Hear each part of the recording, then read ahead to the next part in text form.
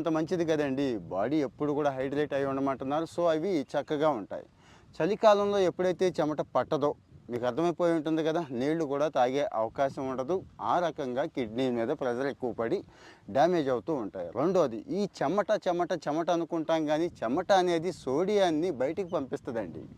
బాడీలో ఉన్న సోడియం బయటికి పోయే మార్గం వేరే ఏమీ లేదు. ఎంత చెమట పడితే అంత మంచిది అంటుంటారు చూడండి అది. సో వేసవికాలం పని బాగానే జరుగుతూ ఉంటుంది, కానీ చలికాలం బయటికి వెళ్ళడం, చెమట పట్టించడం, హాయిగా కూర్చోవాలి, పడుకోవాలి అంటుంటాం కదా, దాంతో సోడియం నిల్వలు పెరిగిపోతాయి. నీళ్ళేమో ఎలాగూ తక్కువ తాగుతున్నాం.